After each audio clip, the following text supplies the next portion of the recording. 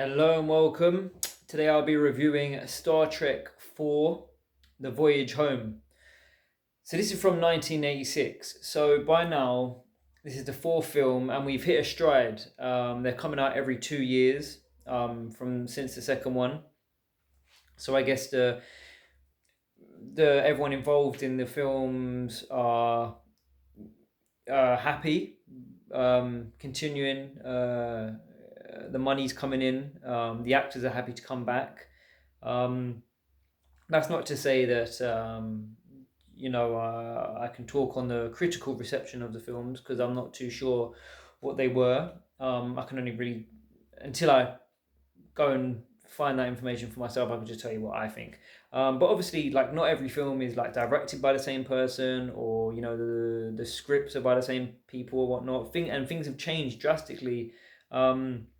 May not seem drastically on the face of it, but when you dig a little deeper or you look at like the visuals of the film and how they look and the controls of all the ships and stuff and the uniforms, things are changing. With each film, and some things have stayed because some things work, some things don't, some things are too expensive, some things are more practical in terms of uniforms and how they wear them, and thinking of real life logic of how they put them on and stuff. That's all insider stuff anyway.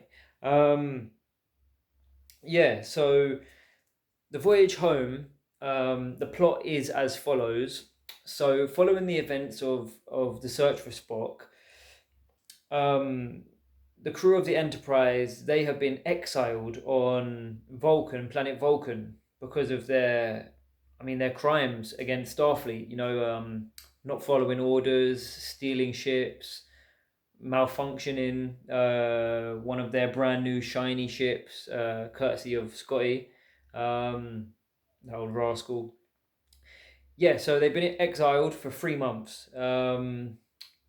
They've got the bird of prey, the Klingon ship, and they're just sort of getting to know the ship. Getting to know how it runs, um, just getting acquainted with it because this is that technology that they don't use on Starfleet. Um, so they're preparing to go back to Earth, to Starfleet to face trial for their crimes, and their morality is of you know should I say earnest. They're facing up to what they did.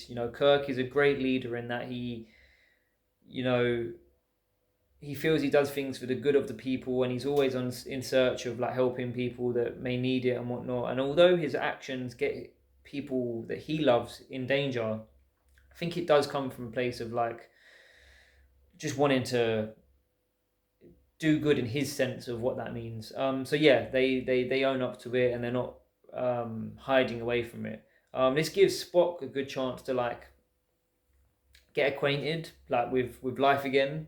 Obviously from dying, then like getting his soul back to his body, then being a child and growing up really rapidly on Genesis and whatnot. So yeah, um, they head to Starfleet, but in typical Star Trek fashion, especially in the original series, this is what always used to happen. There'd be like like a distress signal or like a call, like a message left for the Enterprise, or maybe like any nearby, like just a signal that beams off from someone that's in danger. And anyway, the Enterprise picks it up. Uhura, I imagine, would have played it for Kirk. And Kirk being Kirk, now this is where he is at fault, many times. He puts the whole Enterprise in danger. And there's no arguments there. There's no two ways about it. It's like they're getting like whale calls, and like obviously they're in distress. And whilst this is happening, there's like we're getting visuals of like scenes of I don't know, this object in space that's like interfering with Starfleet, that's like blowing up windows and whatnot and really putting danger for them, and like frazzling signals. It's like really quite a chaotic thing, that this object in the sky in space that's affecting Starfleet. Um, and yeah, whales are, if I'm not wrong, humpback whales are extinct now in the Star Trek universe, in the current timeline that we watch the films in. So already, Spock's tells Kirk, okay, they are whales, but they're extinct, so something's definitely up. Kirk has the fantastic, brilliant, stupidly dangerous idea to go back in time. I know, to go back in time to, I don't know, bring a whale back, and like, I don't know, I couldn't really sort of, yeah. He wants to go back in time, get a whale, bring it back to his timeline, and he thinks that will sort it all out because then he can like decipher the message or something or other. Sorry if I come across as that I don't know particularly that quite a pivotal part of the film, but I think I understood the rest of it.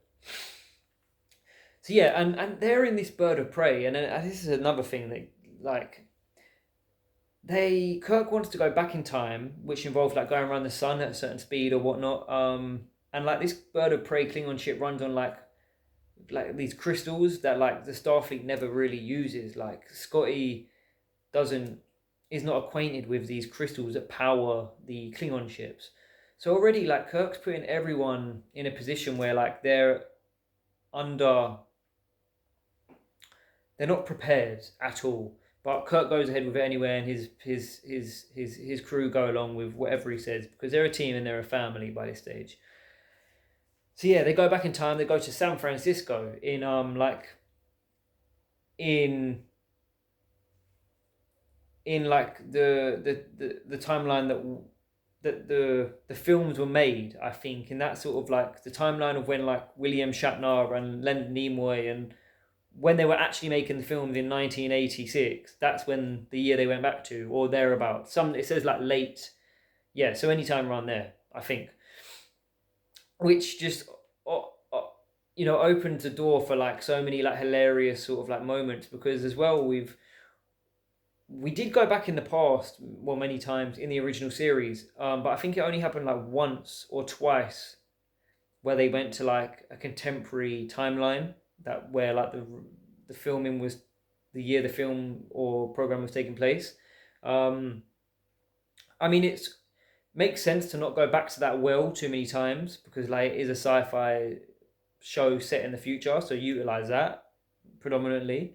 That would be priority, right? But I find it quite cool to like then put these spacemen and women who only know the future, this vast, technological, species that the humans are now, back in the past where they're quite they don't know what they're doing. Anyway, yeah. So that means that like the script writes in so many comedic moments while they're in San Francisco, and honestly, this is like the funniest Star Trek film today, and it's like the funniest. It's the funniest piece of like Star Trek material I've ever seen. Period. It's so funny. Like once it gets going as well, you're getting like Spock running away from well, not running away, just like disappearing from like this like whale, like an aquarium, like because they're investigating the aquarium to find the whales. And like Spock just disappears and then he reappears in the tank like half naked, like talking to the whale and whatnot. Like and then from there like this gag after gag after gag. Like Chekhov, he's Russian, right? And so this would have been in the time where like bit of back and forth between Russia and America. So like Chekhov is like clearly has a Russian accent, and he's going around asking police officers and the public for the whereabouts of like nuclear weapons and nuclear sort of like testing facilities. And like you could just, as soon as the words come out of his mouth to the policeman, who's just like he couldn't even open his mouth because he's just like, what is this dude like? It's dangerous right now. So yeah, that's brilliant. And Uhura's just like just trying her best to sort of like gather her thoughts in a world that she's never been in. She gets to run around finally. I think I just have to be content with the fact that like she's present in these films, and that's enough. Yeah, that's enough. Yeah, so this is the funniest piece of Star Trek I've ever seen, and the most family friendly. Not that the other ones are not for kids. They certainly could watch them, but like there are certainly more grown up moments and more, not necessarily grown up, but more moments that would, like, really, like, I don't know, affect, young viewers in like the Wrath of Khan and whatnot, and with deaths and whatnot, and maybe, yeah, some scary. But this one is very much family friendly. That must have been, that was clearly the approach of like the producers and whoever greenlit this idea for number four. Yeah, it's family friendly. It's really sort of funny, silly. It offers itself to that comedic moment at any given point in the film. So yeah, they're rolling around San Francisco. They all split up into different parties to try and find the whales. One finds the whales. One finds like the technology to power up the crystals again to get home, because now they're stranded. Of course, they didn't really think about that, did they? And then like Chekhov and Uhura is going to find the nuclear power. Anyway, they're all off on jobs. Um, Yeah, I know. Yeah, I find it really weird putting these like space people in San Francisco in that period of time. It's just weird. It's weird seeing the Star Trek crew of the Enterprise that I know so well by now just walking around like not really having a clue on what to do. They're usually so sure of themselves, even when they're on like distant, unknown, dangerous planets. They're still so, Kirk's especially, so sure of himself in any situation. And like seeing him even like on the back foot, like not knowing like how to use like money, like currency and whatnot, is I really like this film, man, for different reasons of the other ones. This is like the light-hearted one that I can now go and rewatch when I want to have a good time and just kick back and like it's, yeah, I'm grateful for that. There's a variety of Star Trek films now. With the action, with the thoughtfulness, with the comedy. Yeah, I guess there's a really nice variety shaping up now in four films. We've got, yeah, two left of the original actors. Yeah, it's all films. Yeah, in terms of them being in San Fran, yeah, they go up to like hijinks. Film could be shorter. Again, I think it clocks in under 2 hours. Given that it is like more comedic and less and more light-hearted, it could have been shorter. But I mean, it didn't drag at any point, and I enjoyed most of it. And I probably wouldn't. There is probably parts that I could take away just to like make the runtime a bit snappier.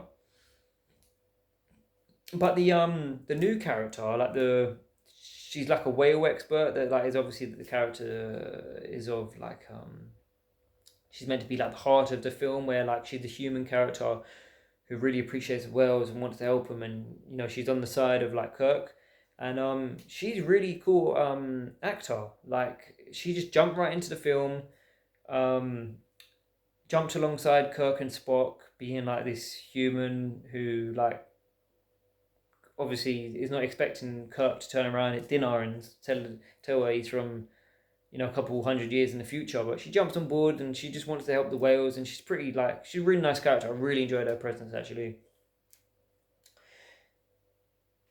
Yeah, so they get that done, and that's pretty much that. There's not much in the way of like complicated plots or anything. So yeah, a few more.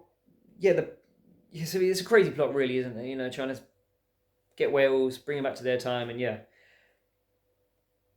Now, what I enjoy as well in terms of like world building for this, like where we are in Star Trek, like universe now, is because of the actions of Kirk, and like he had the fight with the Klingon, the lunatic dude who he like sent down to the volcanoes of Mordor in number three. Now the Klingons, like they're on the brink of war basically, and that's really fascinating to me because that I don't know what happens in 4 and 5, so 5 and 6, sorry. So like, and the continuation of this timeline, like going into the next generation and whatnot. I'm sure that this, or I would hope that this event affects the rest of Star Trek, because yeah, they're on the brink of war. They're having like meetings, like government or intergalactic, uh, yeah, like meetings between like Klingons, Earthlings, and all the races, all the species of the universe. The Klingons have said like, if you do not, um, reprimand Kirk, or we take him, and we're going to war. We're not settling for this. Um, and yeah, I think that's really cool for going ahead in the future. Yeah, I'm not sure if the whole plot for the Voyage Home is like Gene Roddenberry is the creator, obviously. I'm not sure if this would have been something he went for. I'd have to I'd have to I'd have to check up now if this sort of script would have been something that he would have wanted for his Star Trek. I'd like to find that out actually. Yeah, and like there's some funny like actor moments like with William Shatner. His reaction to Spock in that tank talking to the whale is priceless. It really is. Um,